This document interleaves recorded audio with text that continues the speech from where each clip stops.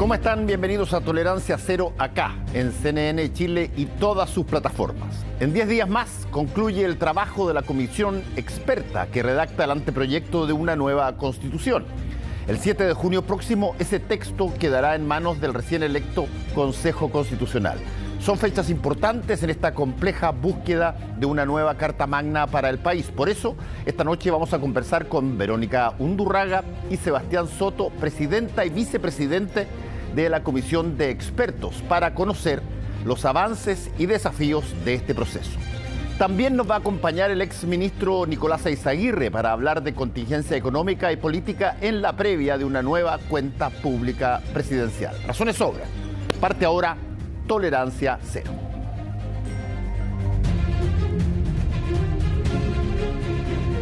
Buenas. Moni, ¿Cómo está? tú partes. Yo parto. Ya, pues le damos la bienvenida a la presidenta de la Comisión de Expertas y Expertos, Verónica Undurraga, al vicepresidente Sebastián Soto. Primera entrevista televisiva en conjunto. Así es.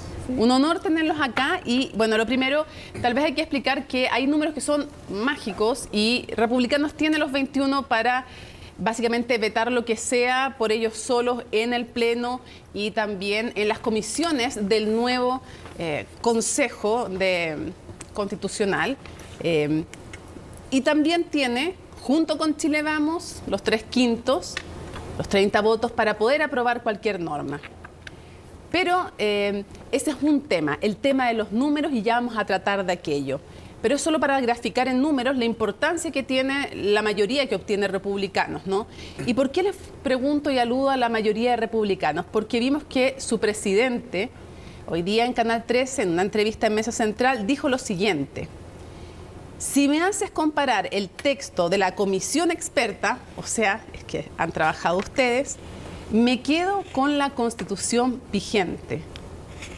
En ese contexto, ¿qué incertidumbre o qué tan complejo se pone el futuro? Verónica, y después también te lo vamos a preguntar, Sebastián, a ti. ¿Cómo tomaron esas palabras? Mira, me recordaron a una caricatura o de estos chistes que que salió en el diario hace poco, uno de estos oleísmos, en que aparecía dos personas en un gimnasio. Entonces una le decía a otra, mira, la actividad física es como la comisión experta. A uno empieza a gustarle cuando ve los primeros resultados.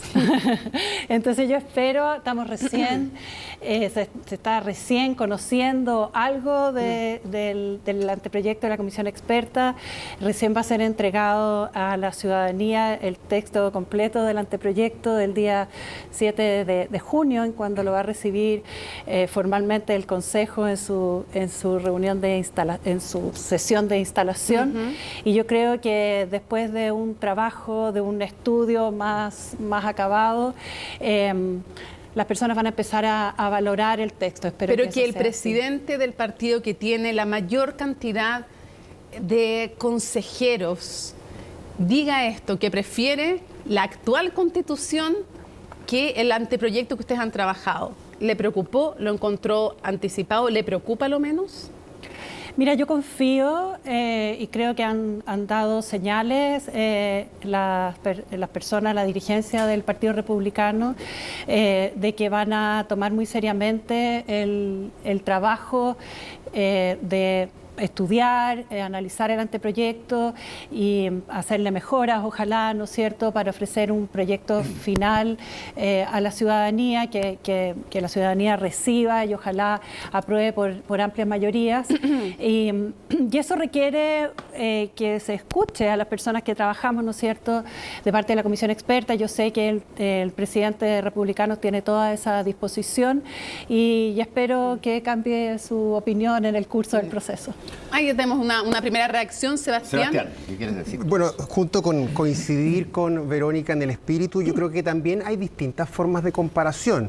Una forma de comparación es comparando textos. Pero la verdad es que la historia muestra que los textos de las nuevas constituciones no son muy distintos a los textos de las antiguas constituciones. Pero hay otra cosa que yo creo que es más interesante. Antes de eso, si le tenemos que explicar a la gente en simple, en porcentaje, ¿coincide con lo que dijo el presidente republicano, que el proyecto que ustedes presentan mantiene un 70% más o menos de la actual Constitución. Yo no, y no creo que ninguno de nosotros todavía haya comparado los números, pero no me cabría ninguna duda de que las cifras están por ahí. De hecho, un estudio internacional muestra que coinciden en un 80 y tantos %. Más todavía. Entonces, pero creo que más importante que comparar los textos es comparar los contextos. Y ahí está la gran diferencia de nuestro trabajo. No podemos mirar el texto completamente autónomo, sino que el contexto en el cual esta discusión se da, con una vocación de construir una constitución de consenso, con un ánimo genuino de llegar a acuerdos, de incorporar a todos, creo que hace una gran diferencia en esa comparación. Y en eso, bueno, primero yo quiero felicitarlos porque creo que el trabajo que han hecho es bien notable, creo que va a quedar en la historia de Chile, igual que el acuerdo del 15 de noviembre, como uno de los aspectos luminosos en momentos difíciles del país. Esa es una opinión personal, evidentemente. Pero lo segundo es que la pregunta a propósito de esto es ¿cuánto de lo que hagan los consejeros y por lo tanto esa mayoría republicana que existe va a distorsionar, digamos, el acuerdo de esto? Porque aquí ya tenemos una comisión que tiene la legitimidad democrática. Nos pueden gustar o no los resultados, pero ahí está la gente votó por ello. Y sin embargo, en la medida que empiezan a meterle mano a un acuerdo que hoy existe de las fuerzas que actualmente están, se empieza a distorsionar. Y entonces, ya que estamos hablando de porcentaje, Verónica, te pregunto a ti, ¿cuánto de esto es modificable y dónde se empieza a perder la estructura que ha sido el tronco de este acuerdo? Voy a contestar de inmediato, pero quiero decir respecto también de parte de los textos que se conservan. Hay mucho de la Constitución actual que también viene de constituciones anteriores, ¿no es cierto? Y eso es lo común en los procesos constituyentes. O sea, obviamente a través de la historia y del tiempo se han ido afinando normas que funcionan bien y es bueno que haya esa continuidad. Y en este proceso constituyente hay mucho de continuidad y de las normas que nosotros creemos que han funcionado bien y también hay muchas novedades, muchas innovaciones que espero que podamos entrar en eso después. ¿Qué es lo que se puede cambiar? O sea, de acuerdo al reglamento podrían cambiar todo, si quieren. Solo tendrían que respetar en el fondo las bases, ¿no es cierto? Pero yo creo que también uno tiene que darse cuenta que estos son procesos que nosotros como integrantes de la comisión experta vamos a estar incorporados al Consejo. Esperamos ser persuasivos para explicar las razones por las cuales se incluyeron las normas que se incluyeron. Y bueno, yo creo que es difícil hacer una especie de pronóstico de lo que va a pasar, pero yo confío en que muchas de las normas que nosotros estamos proponiendo... ¿Hay alguna línea roja a juicio, Sebastián? No, yo creo que es difícil responderlo en abstracto. A mí me parece que, como bien dice Verónica, la persuasión, la capacidad de explicar por qué hicimos lo que hicimos y nuestro rol siempre fue concebido desde el inicio como un apoyo al trabajo de los expertos, por la dificultad que implica escribir una nueva constitución desde la nada, desde la hoja en blanco. Y por eso entonces nosotros presentamos un anteproyecto y los consejeros tienen toda la legitimidad y todas las atribuciones para modificarlo. Pero ahora bien, obviamente, nosotros esperamos que lo hagan en el mismo tono. Yo creo que ellos tienen el deber de mantener un tono como el que nosotros nos hemos tratado de ir avanzando y también el deber de incorporar, no simplemente escuchar, sino que también incorporar a todas las visiones que están ahí presentes. Déjame hacerte una pregunta sobre eso para usar el concepto que usó Mónica, que tiene que ver con el contexto de este consejo. A ver, la figura del experto surgió en un momento dado, como concepto, después del descalabro de la convención, cuando ya habían varias performances y había una serie de situaciones y de alguna manera aparece este concepto de los expertos. Aquí lo que faltó en esa convención, en primer lugar, fue gente que supiera, y etcétera, y por lo tanto se les dio un carácter totalmente distinto al ciudadano elegido por la gente y votado tal cual como ocurrió con los convencionales anteriormente.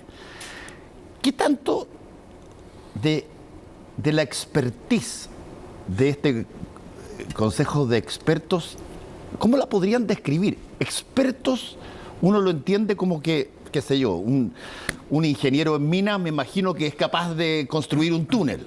Okay.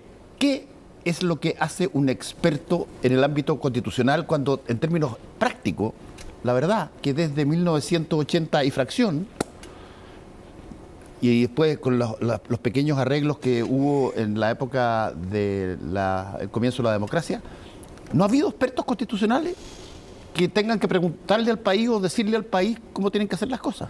Han sido básicamente los parlamentarios, los expertos constitucionales. ¿Cuál es el aporte único? No, yo creo que en esto tenemos que ser muy humildes. No es que haya un aporte único que solo nosotros los 24 podíamos dar en este proceso. Yo creo que el asunto es mucho más simple.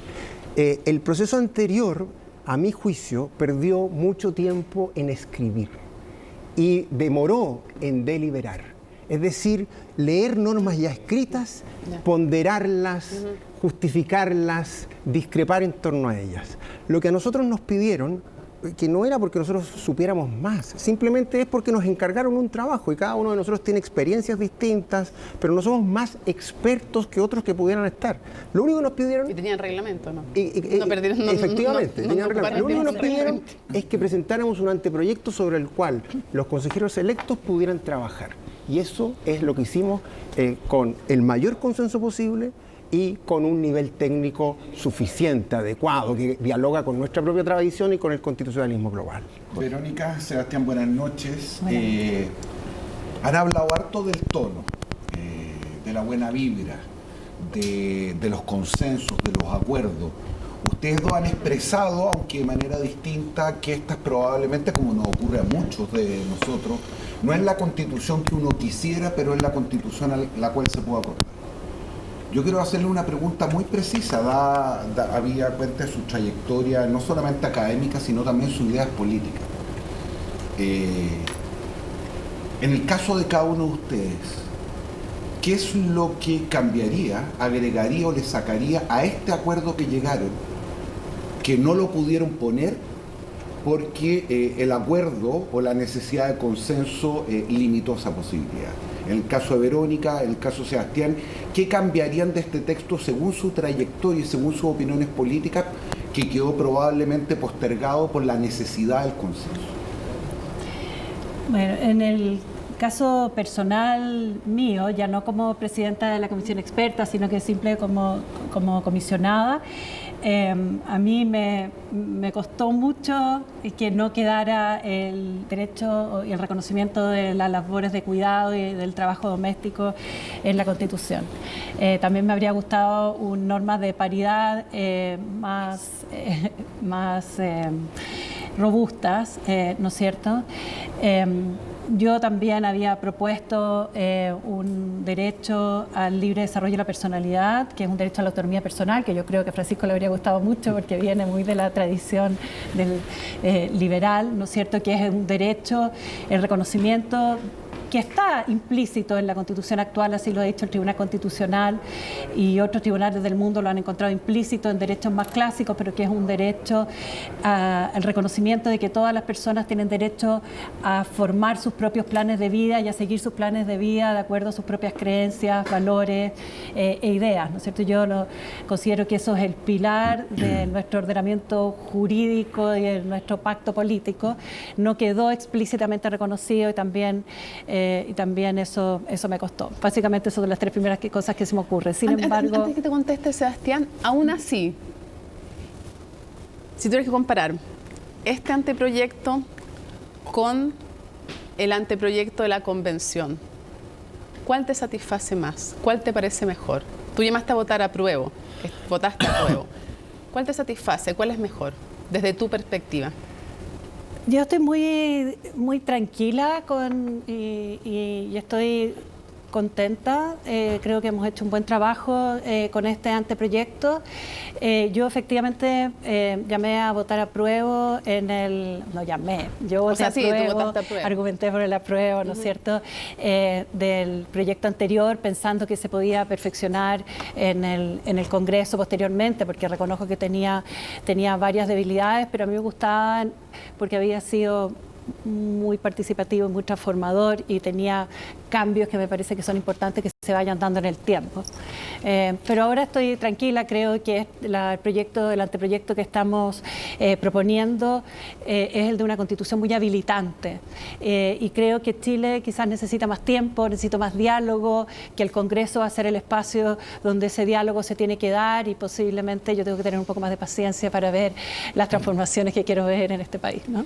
Y tú, Sebastián, a propósito de lo que no quedó o lo que quedó de manera distinta o lo que habría que eliminar. Bueno, yo a veces he hecho esa lista y dejo en la mitad de hacerla para evitar el sufrimiento, porque es parte de esto, uno no puede aspirarlo a todo, pero si es que comparamos con lo que hoy día está, a mí, por ejemplo, me duele en particular la ausencia de control preventivo sustantivo del Tribunal Constitucional. Es una historia larga eso, pero en el fondo una forma de control que tiene el Tribunal Constitucional hoy del trabajo del legislador.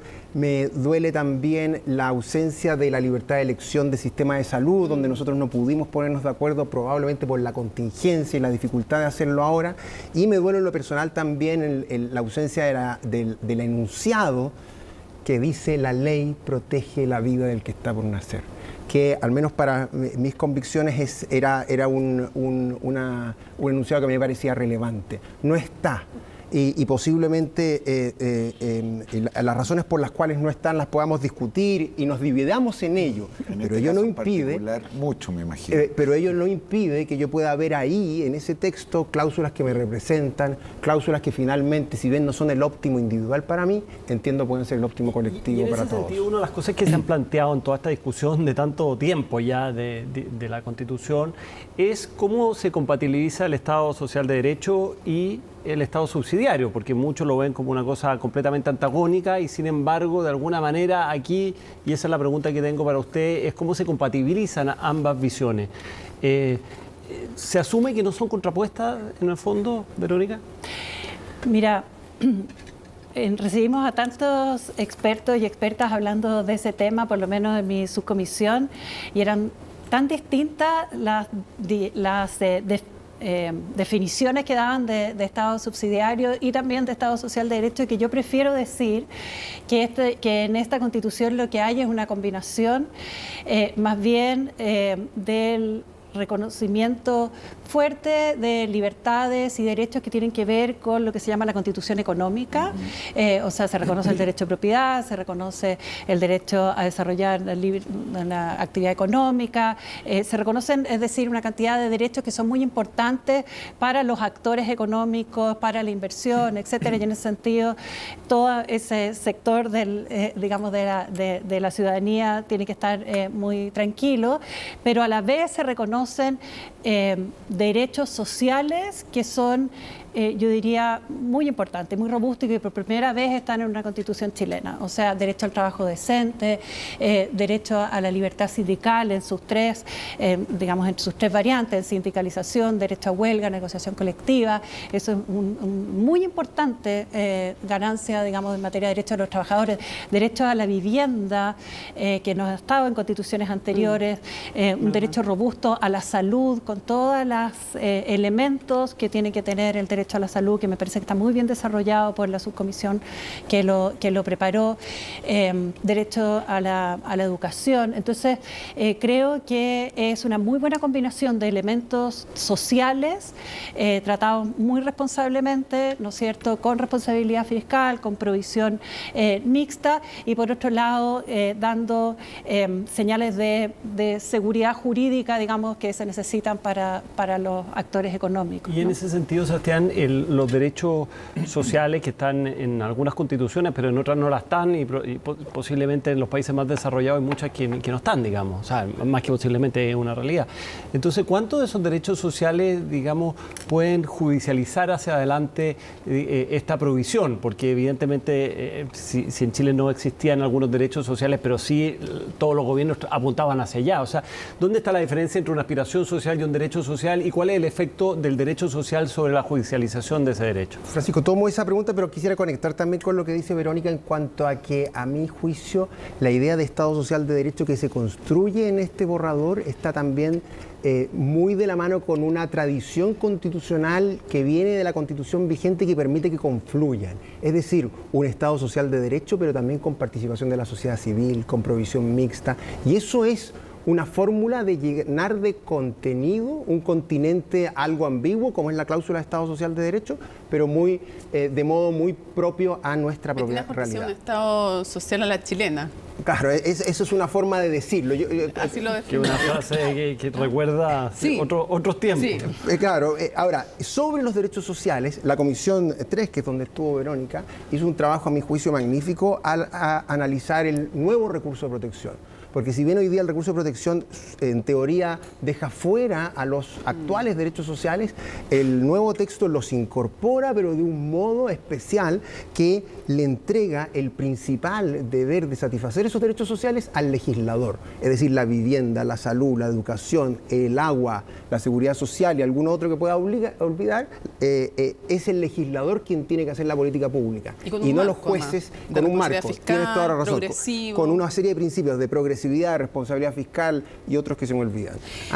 Y entonces ahí es donde está quien de verdad puede hacer los cambios en la política pública, que es el legislador. Normalmente de izquierda más que de derecha, diría yo, pero en uno u otro momento se ha dicho es que la Constitución nos impide tal cosa.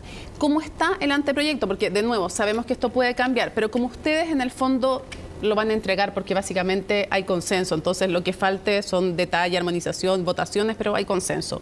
¿Cómo van a entregar ustedes?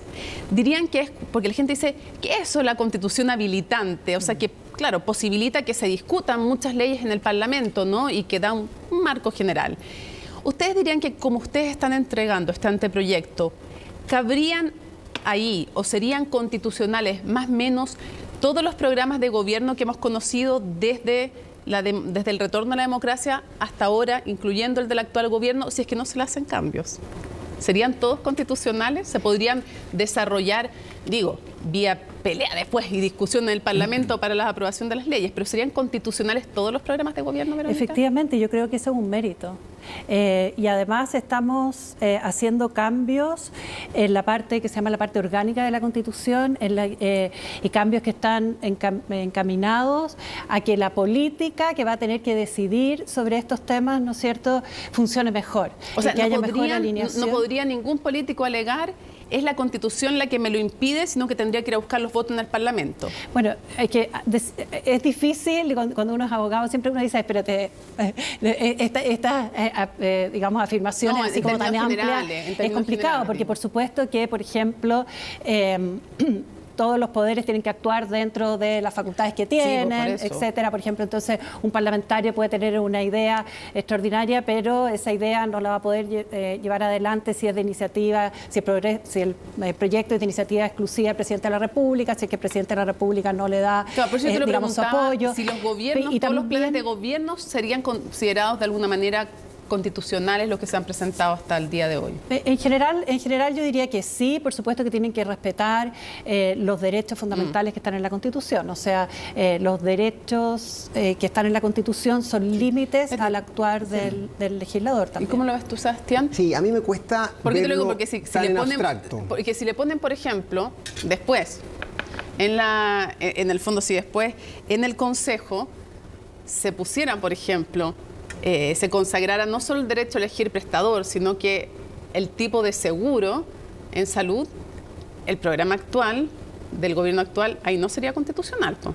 Mira, yo tengo yo discuto la premisa inicial, es decir, que la Constitución actual haya sido una camisa de fuerza contra programas de gobierno. Yo dije que era lo que alegaban. Está bien, pero yo estaría disponible para discutir esa premisa. Ahora, creo que Verónica pero como esta es una discusión de futuro, yo estoy de acuerdo en que hay una serie de discusiones que el día de mañana se van a dar que no debieran darse al margen de la Constitución, y eso es una buena noticia. Si nosotros tenemos que salir de la cancha constitucional para entrar en la cancha de una serie de otras cuestiones de política pública que son las que de verdad cambian la vida de las personas. La Constitución está mucho más lejos para permitir aquello. Por eso entonces no me atrevo a dar un cheque en blanco y decir todos los próximos programas de gobierno son programas constitucionales. Yo creo que es una cuestión, porque al final, con esto cierro, toda Constitución siempre impide hacer cosas, por eso es Constitución. Es decir, hay ciertas cosas que la mayoría va a querer hacer que una Constitución no lo va a permitir. Y esa es la virtud de las Constituciones. Usted entenderá muchas preguntas, entonces, una para cada uno. El tema de la fragmentación política se transformó en un debate bien sustantivo en el Chile de los últimos años, especialmente cuando uno mira el contexto latinoamericano. Y parece que ustedes habían llegado en principio a una solución a propósito del umbral, y sin embargo, no sé ni cuándo ni cómo se fue cediendo respecto del número y la progresividad de este 5%. Quiero derechamente preguntarle, los expertos, obviamente, en el contexto del debate político, reciben presiones, conversan con otros actores, pero con la norma inicial que ustedes tenían prevista y de esa manera había partidos importantes, a lo menos a la luz de los últimos resultados, que iban a quedar completamente fuera. Entonces, por de pronto los que los designaron a ellos.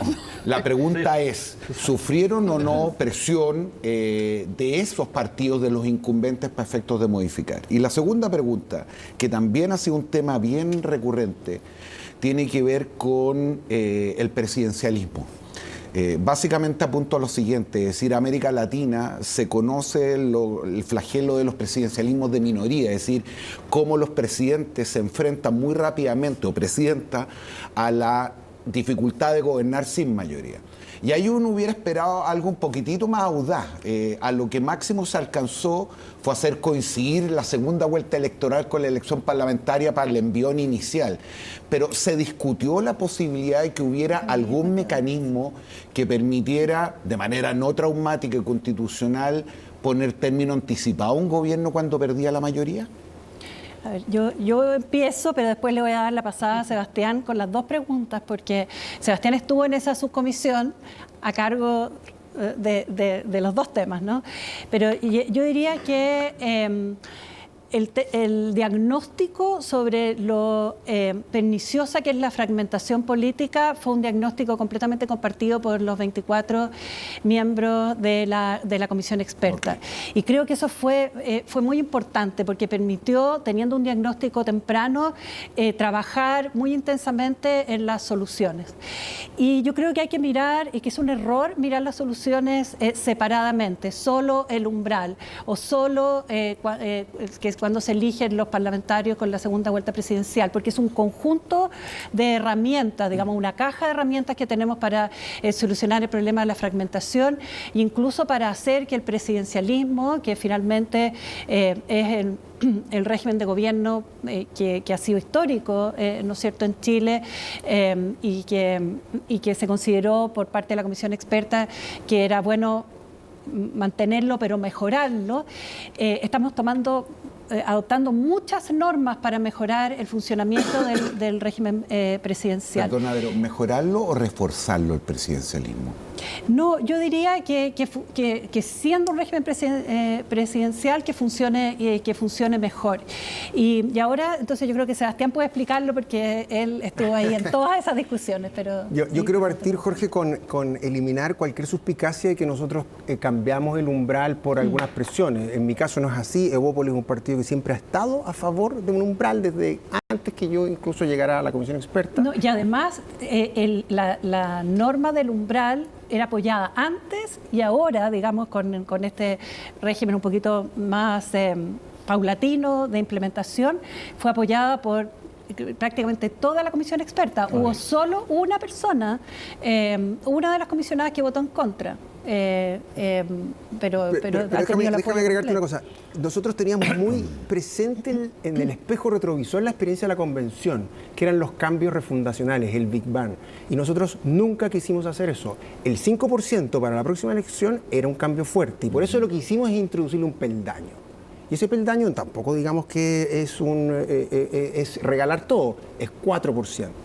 Y luego 5% de la elección siguiente. Lo que pasa es que, perdóname la suspicacia, pero un punto pudiera ser, cuando uno mira la geografía electoral y los últimos resultados, una diferencia bien significativa. Es que la geografía electoral no hay que mirarla hacia atrás, hay que mirarla hacia adelante y los incentivos que la regla genera.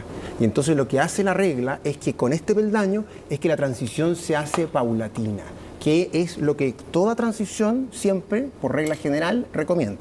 Y déjame agregar una cosa. Los 8 parlamentarios o los 4 parlamentarios. ¿De dónde nace esa idea? Esa idea nace, entre otras, de una propuesta de Sergio Toro en la comisión de expertos. En ella lo que nos dice es que hay que mirar las bancadas.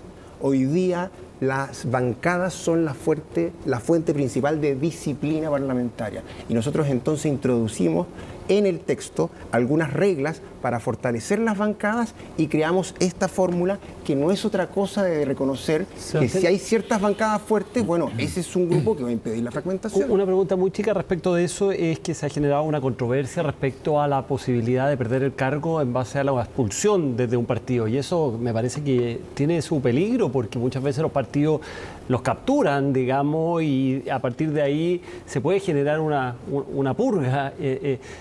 ¿No ve que hay una complicación en ese punto? Después de un procedimiento racional y justo, dice la norma. Sí, sabemos que en principio siempre es racional y justo, pero sabemos que en la práctica, desde siempre, los partidos políticos tienen estas capturas que muchas veces se producen, que son indeseables, pero son una realidad. Sí, yo Francisco, voy a ir a ese tema, pero no quiero dejar de tocar otro que planteó Jorge sobre el presidencialismo, porque Jorge nos dice que nos fuimos muy audaces por no revisar el presidencialismo, pero yo quiero invitar a que revisemos en la historia de Chile qué momento constituyente en los últimos 200 años se ha planteado en serio a revisar el presidencialismo. Ninguno, ni la convención revisó el presidencialismo. Entonces la verdad es que el presidencialismo está intensamente atado a nuestra cultura de ejercer el poder. Y lo que nosotros quisimos hacer es perfeccionarlo, es reparar aquellos problemas del ejercicio del poder para intentar crear algo así como un presidencialismo de coalición. Por eso entonces cualquier fórmula de renuncia anticipada, de disolución de las cámaras, que es completamente ajena a nuestra tradición, muy presente en Latinoamérica, pero con los problemas que tiene, nosotros las descartamos tempranamente, del mismo modo que la reelección inmediata. Y ahora sí, disciplina parlamentaria. La disciplina parlamentaria es una palabra que todos estamos de acuerdo, pero cuando empezamos a ver cuáles son las medidas para que exista, ahí nos empezamos a poner nerviosos. La disciplina parlamentaria es fundamental para evitar la fragmentación, el discolaje, el transfugismo, llamémoslo como quieran. Y bueno, y la expulsión es lo más complejo, es la expulsión de personas que son elegidas en listas de partido, con votos de la lista. Así es.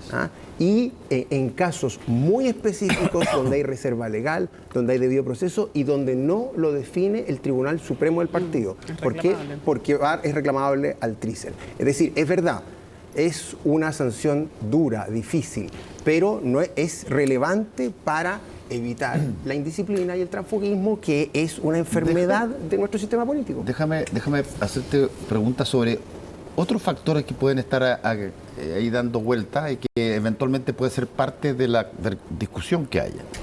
Que tú mencionaste el derecho del que está por nacer, que te hubiese gustado que hubiese estado, bueno.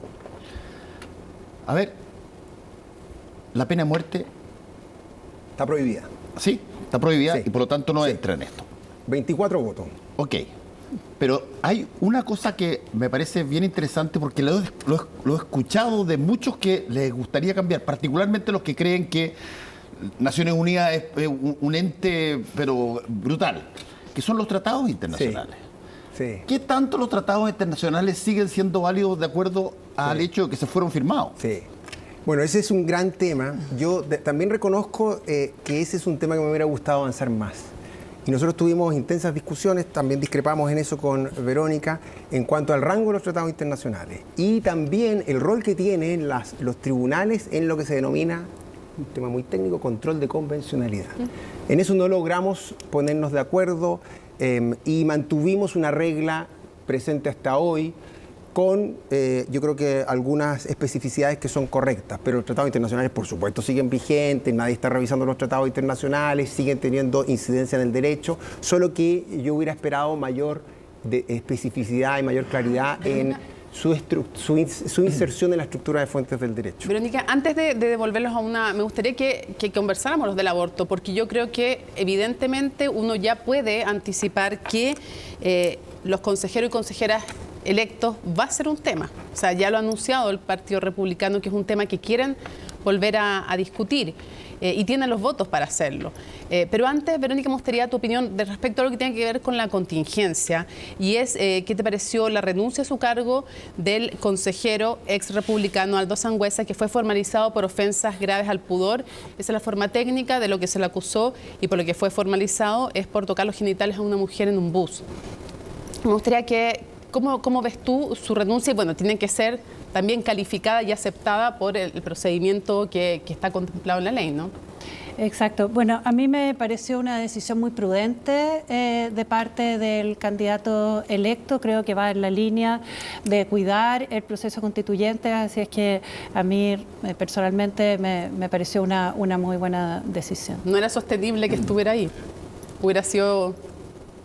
Me parece que cuida el proceso el hecho de haber renunciado, así que me parece una decisión responsable. Me gustaría que cada uno argumentara por qué sí, por qué no, porque eso va a ser una discusión que vamos a ver. ¿Por qué te parecía que proteger la vida, Verónica, del que está por nacer era algo que no tenía que estar en la nueva Constitución? Mira, voy a contestar la pregunta, pero antes de eso quiero... porque el momento en que discutimos en la subcomisión ese tema ha sido para mí uno de los momentos más importantes de este proceso. Y no tanto por el fondo del tema, sino porque éramos 6 personas en la subcomisión, 3 personas que estaban por una posición, entre ellas el representante, digamos el comisionado designado por el Partido Republicano, Frontaura. Y 3 personas, Carlos Frontaura, y 3 personas que estábamos por no incorporar explícitamente esa norma en la Constitución. Y yo invito, o sea, realmente porque para mí fue muy formativo y fue una señal de esperanza, digamos, esa conversación que tuvimos, porque yo invito a la ciudadanía, y de hecho venía preparada para esa pregunta, está en convencionconstitucional.cl, en transmisiones, en la pestaña de transmisiones, 5 de mayo, sesión 17 de la Subcomisión de Principios de Derechos Civiles y Políticos, porque realmente creo que la conversación que hubo ahí, en la que defendimos con mucha énfasis nuestras convicciones, todos y todas, ¿no es cierto? Y con mucho respeto y con mucha profundidad, para mí me cambió, o sea, fue muy emocionante poder... Yo estaba muy nerviosa con esa Porque conversación. era uno de los temas más sensibles, Era además. un tema muy sensible, era un tema que para mí es muy importante, fue el tema de mi tesis doctoral, y he trabajado mucho y he publicado mucho en eso, para Carlos Frontaura y para las otras, para Marcela Peredo, para Max Pavés, era muy importante para todos, para Catalina Lagos, para Magali Fuenzalía. Porque yo vi ese capítulo y otros, y me gustaría que tú explicar ¿por qué te parecía que no tenía que estar la frase y el concepto de proteger la vida del que está por nacer, para que después Sebastián nos diga por qué a ti te gustaría que sí estuviera? Quien haya seguido mi trayectoria académica o quien haya visto mi presentación ante el Tribunal Constitucional cuando se discutió, y eso también está en YouTube, digamos, si lo quieren ver, cuando se discutió la constitucionalidad del proyecto de despenalización del aborto en 3 causales, saben que yo no tengo ninguna objeción, al contrario, me parece bien que el legislador pueda proteger la vida del que está por nacer. Parte del reconocimiento del deber de cuidado o del trabajo de cuidado es proteger, ¿no es cierto?, la maternidad, ¿no es cierto? Y por lo tanto yo no tengo ninguna objeción, pero el origen de esa frase y la forma en que ha sido utilizada esa frase a lo largo de nuestra historia constitucional desde que fue inserta, ha sido muy lamentable, diría yo, y persistentemente lamentable. Esa frase surgió como un acuerdo después de que Jaime Guzmán quería prohibir directamente el aborto en la Constitución. Su opinión no prevaleció, sino que se llegó a esta frase diciendo, bueno, no se va a prohibir directamente, pero se le va a ordenar al legislador proteger la vida del que está por nacer. Pero cuando se discutió eso en una comisión que estaban puros hombres, se dijo explícitamente que no se prohibía directamente el aborto porque no se podía obligar al padre de una niña violada a aceptar la violación de su hija, porque no se podía obligar al marido a aceptar la muerte de su mujer, porque no se podía obligar al doctor a no hacer lo que creía que tenía que hacer. Nunca salió, nunca, la perspectiva y los derechos de las mujeres. Y posteriormente esa norma fue utilizada en los 9 juicios, los 9 casos que se judicializaron, y se utilizó para tratar de impedir el acceso a la anticoncepción de emergencia de las mujeres en el sistema público de salud.